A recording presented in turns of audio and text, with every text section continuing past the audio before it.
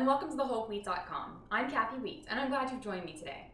Today we're going to make black beans in the crock pot. I'm really excited about trying this new method of cooking beans, at least new for me, because it should be extremely hands-off and easy to do. Plus, once you put everything in the crock pot, you just walk away. You don't have to worry about the stove being on or worry about anything burning or going bad.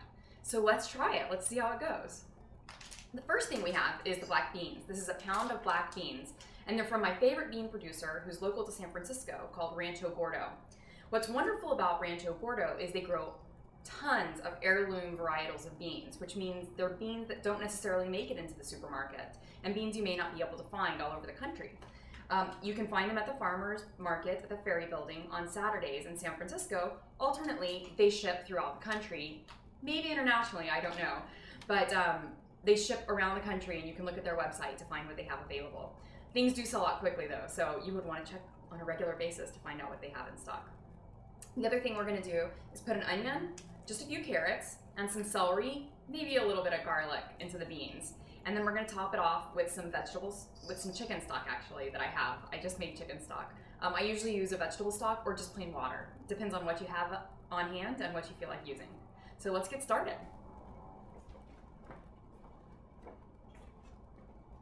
I've gone ahead and washed my celery and my carrots. These are all organic vegetables, so you just want to give them a light rinse, make sure that the dirt comes off, and then you don't need to worry about peeling them. If I was going to use them in a different dish, I might peel them, but for the way that we're going to cook them, which you'll be seeing in a moment, it's not necessary.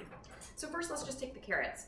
I will chop off the very end piece. I have a trash bowl back here. And then I'm just going to do about 1-inch chunks. So just hold the carrot steady and do chunks. You can also dispose of that very tip end if it looks dirty, but you don't have to. My Crockpot bowl is right here, so I'll just be putting the vegetables in as I chop them.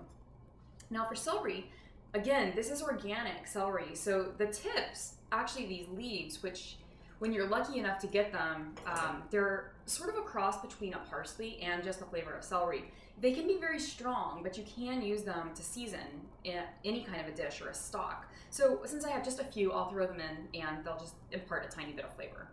Other than that, if things look dry, you might want to cut off the end piece. And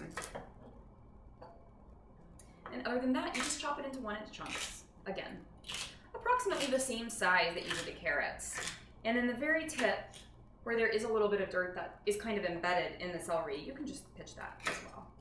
But use as much of it as you possibly can. Okay, next up is the onion.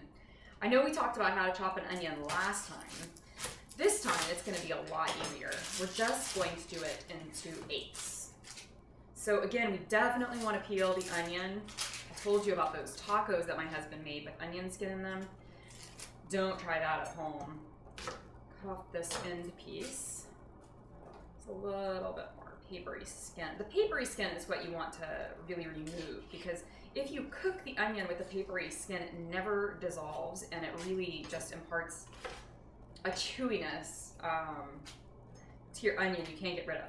So I've got this half of an onion with both ends chopped off. Cut it in half again. Really couldn't be any simpler than that.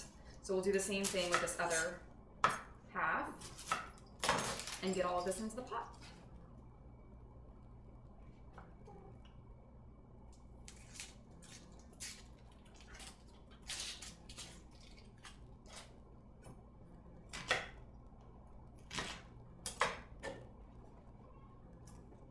The last thing is these 2 small cloves of garlic that I have.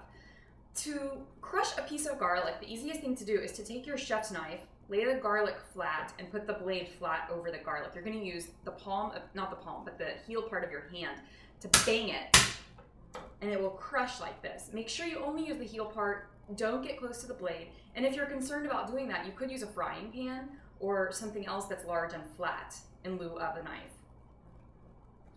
So once you crush it, the skin just comes right off. You don't have to worry about your hands getting sticky the way that they often do when you mince and try and peel a piece of garlic.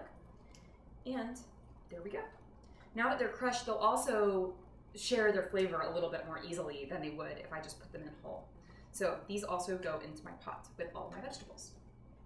And that's it for the vegetables. Now let's talk about the beans. Oh, Norway, you're not supposed to be on the counter. The cat is not supposed to be on the counter. wash my hands. I think she just really wanted to be part of the video, so she was saying hi.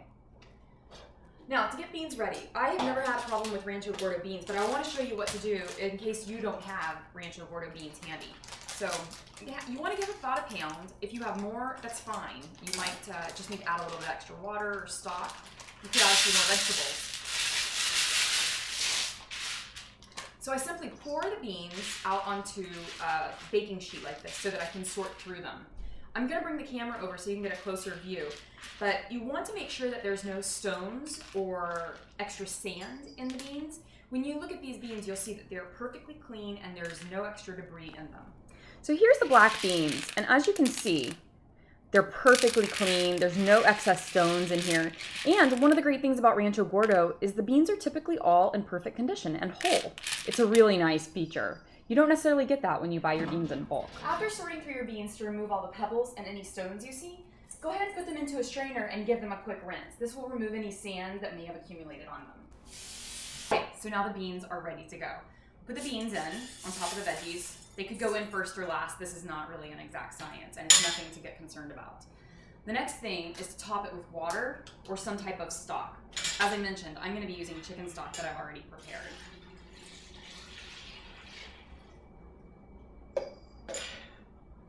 I have several containers ready to go. I like making my own stocks, vegetable and chicken stock, because then I know how much salt is in them, and I know that there weren't any ingredients that I might not want to have in my food in the stock. So let me grab the camera. I'm going to show you how things look. We'll add 1 or 2 last-minute ingredients. Okay, here's the vegetables and the beans all in the chicken stock. You can see they're all just right in here, floating around and are ready to go. I set the timer on the beans for about 6 hours. I'll start checking them in about 4 hours just to see how they're doing and top off the liquid if it's dissolving too quickly. The only thing that you want to keep in mind when you're adding your liquid before you cook the beans is to make sure they're covering the beans and the vegetables by about 2 inches. That should be plenty of liquid for the beans to absorb and not dry out. But you can always add more if they do. Check on the beans. They have about 1 hour left, so they've been in here for about 5 hours. Let's see how they're doing. They smell wonderful.